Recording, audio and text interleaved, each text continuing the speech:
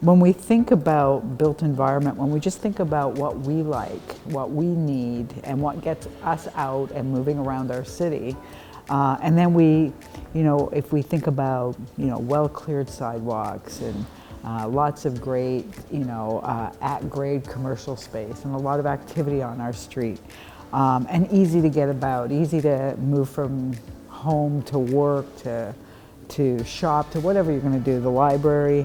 When we think about that, when we consider that, and then we overlay that with, someone who may have less mobility, lower income, and what that means and how we can raise everyone up so that in the end we're just all together, right? We all want diversity, we all want to ensure that we have equity, but to do that, we need a good built environment. That's true. How do you think we could lead as a city, that we could take concrete steps to try to bring that kind of equity through things that the city does, whether that's city sidewalks or city community centers, facilities, things that the city can take charge in and do a demonstration project? Well, there are a lot of ways we can do it, not without ideas. It's no secret that if you want people to be able to stay in the neighborhood, to be able to visit parks, if they're seniors or if they have young children, for example, having public washrooms available. We know that there have been campaigns. Gotta Go is the one that comes to mind for everyone, and we know that it limits people's mobility and being able to get around. Transit, to have equitable transit. Paraparity is another group and another notion that we always have to be thinking about. Like, why is it easier for me to get around the city than somebody who has mobility challenges? But it is, and we think about our sidewalks and clearing our sidewalks. And as I'm the councillor for the downtown ward, tens of thousands of people walk on the sidewalks in the downtown every single day. Over 80% of people who live and work downtown don't use a car to get to work. They either walk or cycle. And I half-jokingly, tell staff, not really concerned about whether you plow those roads, but I want the sidewalks done because this is how people move around in the downtown. So if you think about one one movement that may make a real change, I think about gender inequity and that lens that we can put over everything we do in a city, from park space to transit to winter maintenance. What does that mean if you put that lens over it, if you make it more accessible for women, for girls, for people with mobility challenges, then it's better for all of us. And I think that it can be done. I think that you just need to be serious about it and start building your city and start managing your city in a way that brings that parity. That's very true. And when you talk about, if you make the city, the sidewalks, for example, more safer or better, more accessible for women, you make them safer for everybody. Absolutely. I think the same is true when we think about the way we design our streets. If we make them safer for bicycles, we make them safer for everybody. Absolutely. When we put bike lanes on Laurier Avenue, for example, those bike lanes made everyone safer. It made cyclists safer, so cycling accidents decreased, pedestrian accidents decreased, but so did vehicular. So even if you're in a car, you're safer because everyone is. And I think you said it perfectly. If we raise that bar for people who are more marginalized, we do raise it for everyone. We're all better off. Not just because it makes it easier for us, but we get the advantages, the social advantages, the economic advantages of having everybody move around the city in an equitable way. Yeah, that's really true. I mean, there's so many studies that talk about how adding bicycle parking and bicycle lanes boosts economic activity. And when you see, you know, a place like Beechwood Village or, Wellington West, and you see the opportunities that are both created and the opportunities that are lost when we don't put in that safe cycling infrastructure. And then I think about something like Lansdowne, where it should have been very safe and very pedestrian oriented, and stores close and they don't survive. And the relationship between the two, I think, is really interesting. Absolutely. I mean, there's just nothing, if there's nothing to compel you to go and stroll, to cycle through, to enter a space like Lansdowne slowly and take your time and not just move through it, Right. Businesses will suffer. We know that. We know that we have to bring people onto our traditional main streets to stay.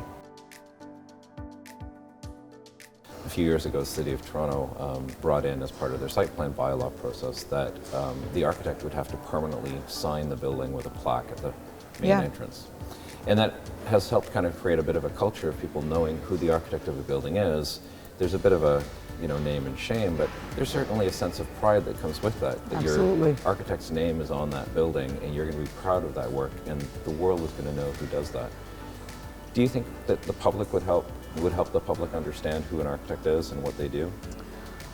Absolutely. I also think it would get us better buildings, I mean, look around us right now. The transformation of the National Arts Center, the light, the space, just traveling through here just now, running into people that you know, and it's transformed it, and that was done by an architect, right? Like that's that type of design that you need.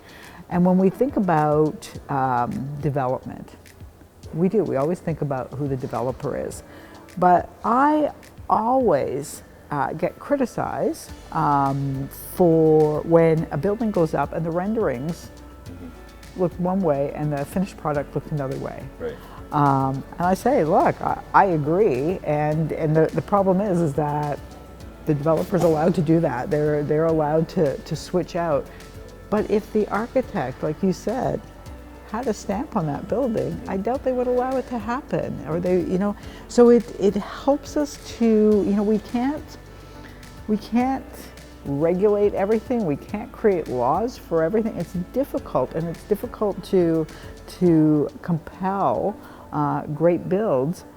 But when a reputation for an architect is at stake, or will live on that building, I think we get a better product. I think that we get more pride in the work, and in the end, we know it's the architect that has done the pieces that will make that building work.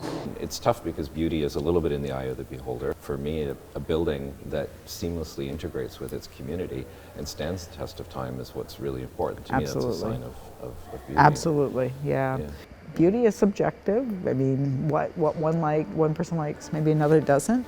But when you put it in an entire context and you look at a city skyline, or at a street, or at a neighborhood, or how one building blends with another, people, there are certain looks, or certain designs, or certain ways of doing things that just make people happy. What's your favorite building in Ottawa? I love the Shaw Centre. I think it's a spectacular building. I love across the street, 40 Elgin. Like, there are a lot of amazing buildings. The Chateau Laurier, there are just so many. But when I think about a building that has transformed itself, and that went from what we all considered at one time the ugliest building in Ottawa, it was actually elected, people voted on it, that it was the ugliest building in Ottawa. Today it's the coolest space, I think, for a lot of maker space and startups, and it's got a gym in there, it's got a kind of a cool furniture shop, it's got a bakery. And when I look at that building, I think to myself, you know what, it's got this interesting kind of curve to it, it's got this appeal to it, and it's interestingly surrounded by a parking lot because it was built in another era. you can feel this really Yep. neat vibe. People want to be there. Lots of really neat stuff happens in that building, and it's become one of my favorites. Yeah. Just about every building has an architect. You know, there's a handful that don't, right, other than sort of smaller houses. But there's so many buildings that have, you know, that have an architect. And we don't know who the architect is. We don't know anything about them. We don't know anything about the history of them. And it's interesting that when we think about that from a heritage perspective, you know, we might think about, say, Somerset House. We know, we could look it up, there's heritage information, and we know who the original architect was, or how it was developed, or how it was built. We know that sort of story, but the sort of vernacular, or ordinary, everyday stuff, we don't know. We don't know who that is. And we lose that legacy because we don't identify and sort of celebrate that work, not in an egotistical way, but to know who that is. And I think it's interesting, especially when you think about sort of heritage buildings. Yeah. You know, what we're building today, what I think of what I'm doing today, I'm building heritage for 7 generations from now.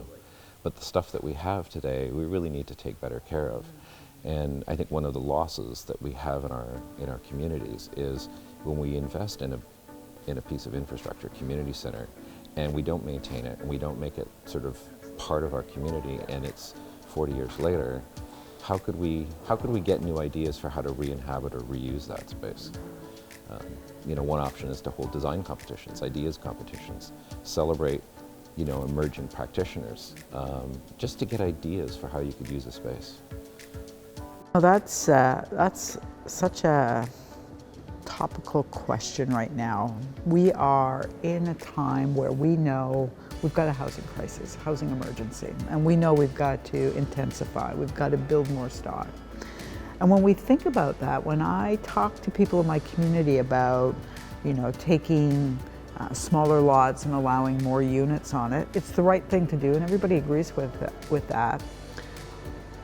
But what most people are concerned about is the lack of amenity space, the lack of community space that we have in our community. And they say to me, well, that's fine, but you know, we have this small little community center, or this, you know, this other one over here, and yeah, they're falling. They haven't been maintained. Yeah. You know, we haven't maintained our assets as a city the way we should. So you know, how do we accommodate 10,000 new neighbors when today we're squeezed for space? And if I think about Dalhousie Community Center, which is just on Somerset, you know, that was a wonderful old heritage building. It's just been sold to the Community Health Center, so it will still get that public use. But it sat half empty for years. Yeah. At the same time as we have a housing crisis. At the same time, and I'm not saying housing would have been the answer for it, maybe not. But, you know, would a small library, would, you know, a small maker space, like what could go into a building like that would provide, and it doesn't all have to be from your local government, right? We can partner, we can find ways of using our space better. And I think we have to, like, as we intensify, and we have to intensify, we can't keep going out. We have to think about our space, our public space, and how we use it better. And absolutely, design competitions, bring in people. I think it's at the corner of Preston and Somerset. You know, there's like empty corners that probably were gas stations or something, derelict sites that are just sitting there for decade after decade, just vacant. Do you think that there's something the city could do to lead and spur developers, owners of that vacant land, or to just buy up the land and then just build something on it? Well, certainly there are opportunities. So when I introduced the motion for a housing emergency, one of the things that was approved was, you know, when we are looking at our empty building bylaw, which we'll be doing in 2020, you know, I've asked staff to consider how we can use that to, you know, convert, however we do that, whether it's through us purchasing it, expropriation, but how do we convert empty buildings into housing? And the same is true for empty lots. small little empty lots, can't we, can we purchase them? Can they become little pocket, parks? So that, again, we're able to give people the space they need, while I'm out there saying, we need more people in our neighborhood. And everybody agrees with that. Nobody doesn't agree with that. But what their concern is that we don't have the right type of space. And and that's where architecture comes in. We have to build parks. We don't have a lot of space. How can we build them so that people get what they need? They get a little bit of passive space. They get, I did a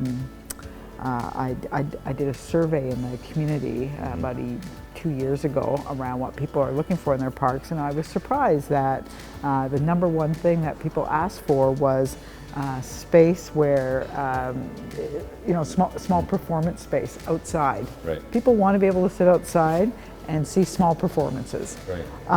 So how can we do that? How do we build that into small spaces and the right spaces? We know that we can have large swaths of green space that are never used. That's not what we're looking for. We're looking for something that's active and that works. So something to celebrate the sort of small interstitial space. Yes, absolutely. So that it's part of a community. Absolutely, yeah. Thank you very much, Catherine. This has been fantastic. Yeah, it's been wonderful. Yeah. I always, I think that it's important that we keep reminding people of what architecture brings to the table, and I think that it's a conversation we've not had enough of. And as we grow in this city, and as we consider what type of a city we want to become, we want to be an equitable city, we want to be a dense city, we want to be a sustainable city. Architecture plays such a key role in that. So I really appreciate the conversation. Thanks, and thanks for being a champion. Absolutely.